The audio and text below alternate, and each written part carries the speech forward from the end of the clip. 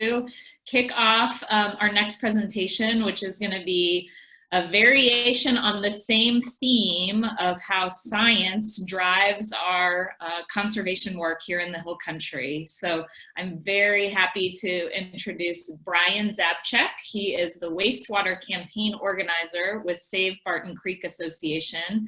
And as you all can imagine, as we have more folks moving to the Hill Country, we have a necessary problem of how we deal with the wastewater that comes with that growth and development. And really, we have an opportunity with that wastewater. And so Brian is going to be talking about some research that the Save Barton Creek Association has been responsible for looking at this problem across our region. It's worth mentioning that we have a broad diversity and coalition of organizations that are working on this issue actively. And so from the Wimberley Valley Watershed Association to the Meadows Center for Water and the Environment to the Greater Edwards Aquifer Alliance in San Antonio, there are a number of different organizations that are working on this issue.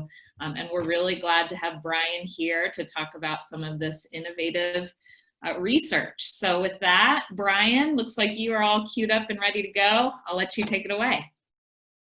Hey, thanks, Catherine. Thanks for the introduction, and thanks very much for inviting me and Save Barton Creek Association to talk to the Leadership Summit today. So let me just go ahead and turn on screen sharing.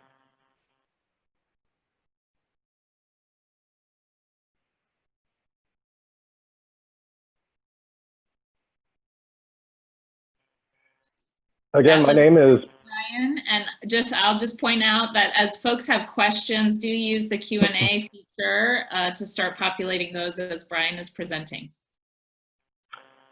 As Catherine said, my name is Brian Zabcik. I am the wastewater campaign organizer at Save Barton Creek Association, and I'm here today to talk to y'all about a new report that we're issuing in 2 weeks on the state of sewage pollution and treatment in the Hill Country, the Hill Country Sewage Scorecard. Y'all are one of the first audiences to get a sneak preview at this. Please watch our social media channels and websites. We will be announcing the official rollout of the report in 2 weeks with press conferences probably in Austin and in San Antonio. The main feature of the report is the Hill Country Scorecard, which is an evaluation and grading of all of the municipally owned discharge sewage plants in the Hill Country. But it's part of a larger report that looks at all of the issues about sewage treatment and pollution in the Hill Country. That report is titled Pristine to Polluted: Sewage Problems and Solutions in the Texas Hill Country. That full report we will be making available when we release it. I want to go ahead and give a couple of thanks before I launch into this. Save Barton Creek Association would like to thank the George and Cynthia Mitchell Foundation for their support of this report. We would also like to thank 2 individuals who contributed so much work to this report that they're essentially co-authors. One is Raymond Slade, the hydrologist, whom many of you know. He did an earlier study of municipal discharge permits in the Hill Country for HCA that is available to view on HCA's website, and we were basically just building on his work. The other person we'd like to thank is one of our interns, Nathan Wilson. He's a GIS major at UT Austin, graduating this semester, and he put together just some really fabulous maps for the report in addition to helping us with the basic research. So I want to go ahead and, before I get into the meat of the report, go ahead and give you the quick statistics, the most important statistics. The report looked at plants in the 17-county region of the Hill Country Alliance. We used the same map. The names of those counties are up there at the top of the slide. We did a 3.5-year look back from January 2017 to June 2020. In the 17-county region, we identified 48 sewage plants that are publicly owned, municipal, and that have discharge permits.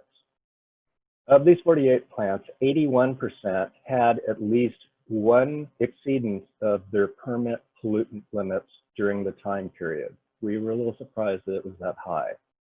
The average number of exceedances at these plants during the time period was 8.6 exceedances. That means that on average, plants exceeded the pollutant limits in their permits 6 times. And then finally, the number of days that the exceedances lasted on average at these plants was 188. If you're curious, that works out to about 15% of the study period. So for 15% of this time, the plants were violating their pollutant limits.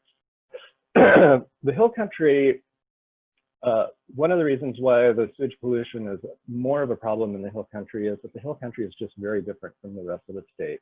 As we all know, it's a hydrologically diverse region. We have 4 major river basins in here: the Colorado in orange, the Guadalupe in yellow, the San Antonio in red, and the Nueces in green. We also are home to not one, but 2 aquifers, the Edwards Recharge Zone in the dark gray. The pattern is the Edwards Contributing Zone, and the light gray is the Trinity Contributing Zone. The blue dots are some of our major natural springs.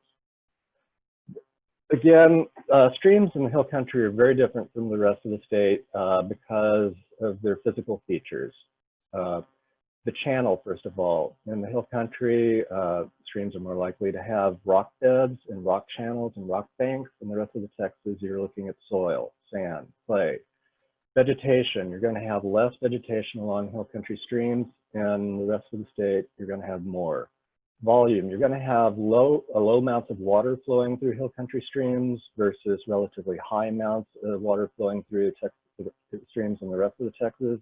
And then the flow, in the hill country, we see this all the time, intermittent flow, where streams may go, just dry up during the summer months, whereas in the rest of the Texas, you're going to have a constant year-round flow. These factors are all really important because the factors in the rest of the Texas help the rivers and streams process treated wastewater that's dumped into it. So if the wastewater has like more pollutants in it than it should have, streams in the rest of the Texas are more forgiving, and they can go ahead and process it and handle it. Streams in the hill country are not forgiving, and that's why we see such bad effects when we have sewage pollution in the hill country. I'm just going to flip through some river scenes to kind of dramatize the difference between streams in the hill country and the rest of the Texas. This is the Colorado River at Columbus at I-10. This is the Pedernales River in the state park. Notice the contrast between the soil and the rocky banks. This is the Lavaca River at Hallettsville, south of I-10. Notice the dirt banks. This is the Frio River at Garner State Park. These last 2 are 2 of my favorite creeks. This one is called Camp Creek, and it's on my family farm that I inherited that's east of Temple in Blackland Prairie. Notice all the trees going right down into the stream bed. And then this is Barton Creek here in Austin, which has a rocky bed that's as hard as the swimming pool. So I now want to move on to talking about how sewage has such a bad impact on hill country streams. A few terms, apologies to everyone who knows all of this before. When I talk to audiences, some people have more knowledge, some people have less. And so I'm going to err on the side of caution and explain things that some of you may know, but some of you may not. So when I say the word sewage, that means wastewater. I'm using the 2 terms interchangeably. Sewage is just water that carries away the waste that we generate in our houses and in our buildings. Treatment, that's the process by which we remove pollutants from wastewater. Effluent, that's what we call treated wastewater. Dispersal, that is the process of dumping the effluent into some type of receiving body. There are 2 types of, there are only 2 places where you can dump treated sewage effluent. One is on land and the other is in the water. Land dispersal methods include septic tanks, irrigation, known in Texas as land application. Water dispersal means discharge, and that means dumping the water into the nearest water body and to a lake or a stream. The last category, discharge, is what we're going to be focusing on in our report. Discharge permits, if you want to discharge treated wastewater into a water body, into a lake or stream, you have to have a permit from it by federal law. And in Texas, those permits are given out by TCEQ, the state's environmental agency. There's a lot in each permit, in each discharge permit, but the three things that we want to focus on are flow limit, pollutant limits, and monitoring and reporting. The flow limit is the maximum amount of treated sewage that you can dump into a stream or lake. It's always expressed in terms of million gallons per day, so it's a daily limit. Pollutant limits are limits on specific pollutants. You can have a little of them in your treated sewage, but you can't have a lot because then you would cause an increase in the level of that particular pollutant in the receiving lake or stream. Monitoring and reporting. The compliance with the permits is essentially a self-compliant, self-monitoring process where the plants themselves are monitoring and testing the quality of the treated wastewater that leaves the plant.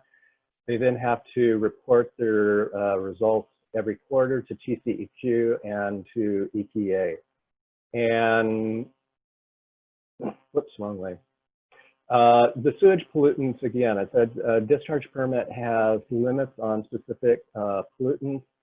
The three that are in all discharge permits in Texas and across the nation, the standard ones are oxygen levels. This is done through a test called BOD, which you may have heard of before, which stands for biochemical oxygen demand. Solids, also referred to as total suspended solids, and E. coli bacteria. Which is tested because it can be a marker not only for that bacteria, but for all other kinds of fecal pathogens. The pollutants that are not regulated, I'm going to come to that in a moment. So plants have to do quarterly reporting, and the information gets sent to TCEQ and to EPA. EPA makes all of this information available on this website called the Enforcement and Compliance History Online. This is where we got our data. And specifically, we looked at the effluent exceedances report for each plant within the region. And this report will tell you the number of effluent exceedance incidents, the days that effluent exceedances lasted. It will also tell you which pollutants were responsible for the exceedance and the percentage that the percentage exceedance, how much over the limit the plant went with its wastewater. We focused on, excuse me, on two specific measures. One was the number of effluent exceedances, and the second was days with effluent exceedances. And then we awarded grades. You can see the scale here for plants with no days of effluent exceedances, we gave an A. If they had from 1 to 50 days of effluent exceedances, we gave a B. If they had 51 to 500, we gave a C. If they had more than 500, we gave an F. We also categorized plants according to size, and we looked at their maximum permitted discharge. We looked at all the small plants are represented by the small dot, and those are all plants that have less than 1 million gallons per day in their discharge limit. The medium-sized dots have a discharge limit of 1 to 10 million gallons per day, and the large dots have more than 10 million gallons per day that they can discharge. So this was the result, and these are the grades and the locations and the sizes for all of the plants in the region. As you can see, the biggest plants, not surprisingly, are along the 35 corridor. There's not really a pattern to where the worst plants are, although in general, and this comes as no surprise, plants that are serving a rapidly growing community are going to be strained, and they're going to be more likely to have problems. So you see that especially with the suburban plants south and north of Austin, Kyle to the south, and Manor and Pflugerville to the north. But on the other hand, some suburban, rapidly expanding plants are doing well. Buda, for example, you know, like had a pretty good record according to our survey. We're also too really concerned about moving away from the 35 corridor, all of the plants in what we think of as the heart of the hill country. As you notice, you know, like a lot of, there's a lot of plants with a C grade in this area. Johnson City, Blanco, Kerrville, Rock Springs, Mason, Kingsland. Kingsland kind of really shouldn't be there. There's a discharge ban and a 10-mile buffer around the Highland Lakes, but Kingsland's plant had already been built and it was grandfathered in. So our report is going to go into much more detail on this, but I want to just go ahead and give you a sneak peek of kind of what this looks like. This is kind of like what it also too looks like broken down by county. So if you want to just like scan this really quickly and look at your county and see how the plants in your county did. Again, there's kind of not real patterns on the counties, except that in general, the smaller plants do tend to have a slightly worse grade than larger plants. So that is the hill country scorecard portion of our report.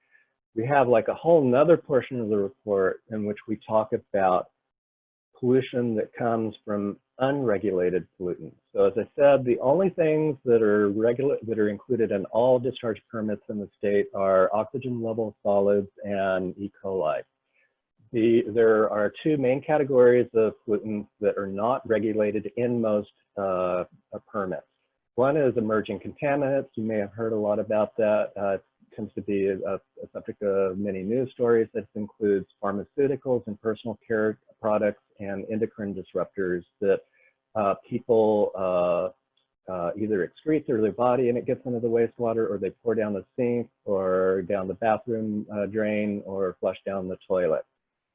There's more and more research on this, but this is still literally an emerging field, so I'm not going to spend much time on it. What I really want to spend the remainder of my time talking about is nutrient pollution. Nutrients refers to two specific compounds, nitrogen and phosphorus. They are referred to as nutrients in part because they nurture the growth of plants. And one plant that they really nurture a little bit too much in hill country streams is algae. We've been seeing an increasing number of incidents of out of control algae growth in hill country streams. And in some cases, this has definitively been tied to high nitrogen and phosphorus levels in treated sewage, and in other instances, it's still under research. So I want to just very quickly run through the chemistry of how we get from treated sewage to more algae pollution. First, what's in sewage? Sewage is, you know, like a lot of things, you know, like go down our kitchen drains and our bathroom drains, but in the end, sewage is predominantly majority water and poop. What is poop? Poop is plant matter and animal matter that has passed through our body. Okay, well, what happens to plant matter and animal matter naturally out in the environment? It goes through a process through bacterial decomposition. This is the final resting place for all plant matter and all animal matter everywhere. The agents that make it happen are called aerobic bacteria. They're called aerobic because they use oxygen for the process. In streams, the oxygen is dissolved oxygen that is within the water where oxygen molecules in the air come into contact with the surface of the water. This dissolved oxygen is not only used by the aerobic bacteria, it's used by all of the aquatic life in the river, including fish. So here's the actual process, and I promise this is the only like chemistry slide on here, but this is important. And the thing that I just want you to notice is look at this is essentially just a reshuffling of atoms and colors. The top level, this is what aerobic bacteria takes in. It takes in oxygen, whether or not from the air or the dissolved oxygen in the water. It takes in organic matter, which is plant and animal matter. And as you probably already know, all life on Earth is carbon-based. So organic matter is, for the large, very much a mass of carbon-based molecules. So bacteria takes the oxygen and the organic matter and it rearranges things. It breaks up the carbon, the organic matter, and it rearranges things. And it produces several things, but the three that we're interested in is it produces carbon dioxide, it produces nitrogen, and it produces phosphorus. And again, remember, nitrogen and phosphorus are nutrients that nurture the growth of plants. Now, this is a process that happens throughout nature. Bacterial decomposition happens throughout nature.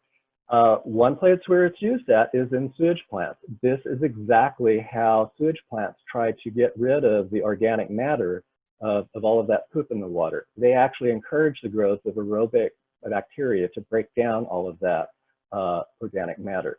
Sewage plants may be, like a little foreign to some of us. Composting, some of us are probably going to be more familiar with that. Again, that's the exact same thing that's happening there. The final stage for all of the food scraps and yard scraps that you throw into your City of Austin municipal compost bin. Thank you, City of Austin. Final stage for that is going to be bacterial decomposition into those basic elements. And bacterial decomposition is already happening naturally in streams, like for example, with all of these fallen leaves in Barton Creek. The thing is in the stream, there's a small amount of organic matter that is usually present in the streams, and so there's only so much that the aerobic bacteria can eat. If you dump sewage into the stream, though, you have the potential of sharply increasing the amount of organic matter. This is why the focus in sewage treatment is on reducing the amount of organic matter by using the aerobic bacteria in the plant to break it down. Still, you may have sewage that has too much organic matter in it. And then you'll have the bacteria going into overdrive in the streams. They have more food, they'll reproduce more. And in the worst case situation, that will lead to things like fish kills. Why? You remember I said earlier that bacteria survive by taking in organic, dissolved oxygen in the stream or the lake. If there are more aerobic bacteria in the stream or lake, you're going to suck up more of the dissolved oxygen in the water, leaving less for all of the other aquatic life. So fish kills are a surefire sign that, that something is going on, something is putting too much nutrients or contributing to an increase in nutrients into the stream. So that's one bad outcome. But the other bad outcome is a growth in algae. So again, remember I said that nitrogen and phosphorus are nutrients. You can also think of them as fertilizer, because whenever you get a bag of fertilizer for your lawn or for your garden, you know that it has these three numbers on it. The first two numbers are nitrogen and phosphorus. So it's essentially when you're like dumping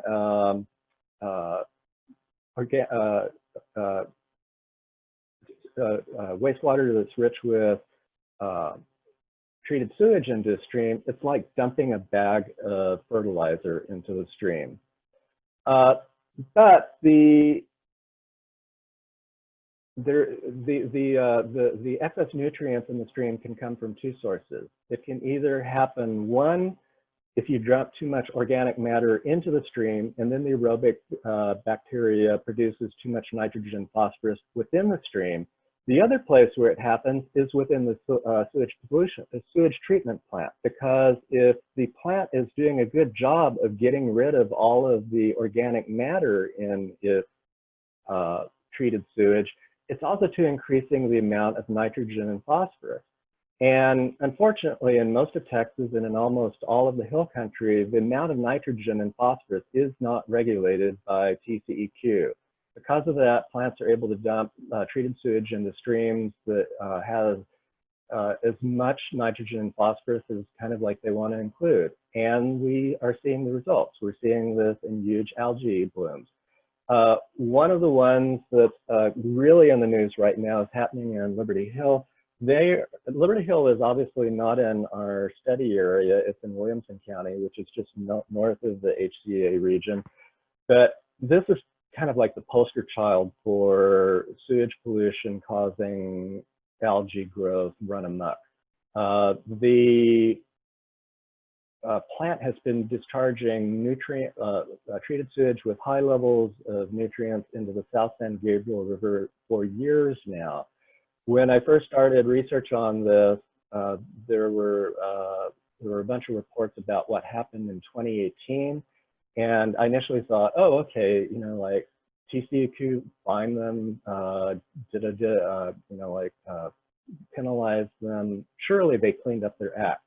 No, they did not. This is a current picture from this year, from 2020. You may have seen in the news a couple of weeks ago that a Texas Rio Grande legal aid is aiding a local resident in Georgetown in a suit against Liberty Hill for the ongoing sewage pollution there. And this is a picture taken actually by, I believe it's the plaintiff, of the algae that's blanketing the South San Gabriel River.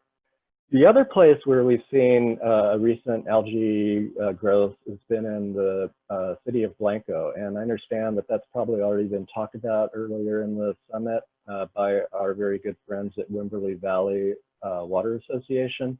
There's no need for me to really elaborate too much on this. The one thing that is worth pointing out, these are kind of before and after pictures. The picture on the left is from, I believe, it's in 2019. I forget exactly when in 2019. And then the picture on the right is from May of this year. So what happened was that Blanco originally had a permit for land application, meaning that it did not dump its treated sewage into the river, but spread it onto a vacant field. They lost the lease on that field, so they had to start discharging. And then at the end of last year, they were able to gain access to the field again, and so they stopped discharging. And so these two pictures, it's like flipping a light switch. You flip the light switch on and you start discharging treated sewage into the Blanco River, and you get big algae growths in the river. You turn it off and it takes a while for it to go away, but gradually the algae growth subsides. So wrapping up, recommendations that we have come up with in our report. We've actually kind of got a very long list of almost a dozen recommendations, and so I strongly urge you to go ahead and look at the report, but there are three big things that we want to emphasize. One, add nutrient limits to discharge permits. And by this, we mean not just the new discharge permits that are being applied for, but to existing permits. I mean, it does no good to add nutrient limits to new permits when we're seeing nutrient pollution leading to algae growth from existing discharge plants in Liberty Hill, in Blanco, and elsewhere. Two, ban discharge in sensitive areas. Discharge is already banned in a 10-mile buffer around the Highland Lakes. It's also banned over the Edwards Aquifer recharge zone. There have been efforts at the legislature in past sessions to get a ban on discharge in the contributing zone. That has failed. We need to keep trying on that because that's essential. And then third, whenever possible, not just in the sensitive areas, but even in, like if you do have the option of discharge, use land dispersal and reuse when possible. So land dispersal includes things like septic tanks, clustered on-site wastewater systems, and land irrigation. Reuse, beneficial reuse, is kind of like the really exciting area in wastewater, where people are coming up with new ways to clean the water so much that it can be used, so that it can be used to water lawns, so that it can be used to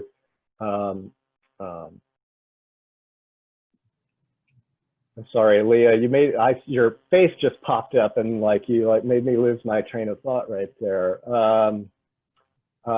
To use for flushing toilets in houses. In some places, it can actually be purified so much that it can be used as drinking water. Texas is the national leader in this. It's already happening in Big Spring.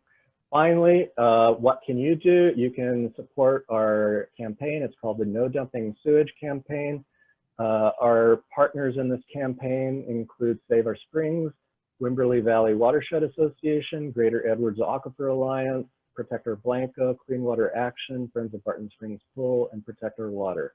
You can also go to our website, nodumpingthesewage.org, and find our petition. If you haven't already, we've got about 4,000 signatures. And if you have signed it, ask your friends. And then finally, if you have any questions, you can reach me at this email address. On behalf of Save Barton Creek Association, we thank you for your time. Thank you, Brian, for giving us this presentation. We're over time for questions, but we do have quite a few. So I will be going on and commenting back with that email address so folks can email you and follow up there. Thank you so much.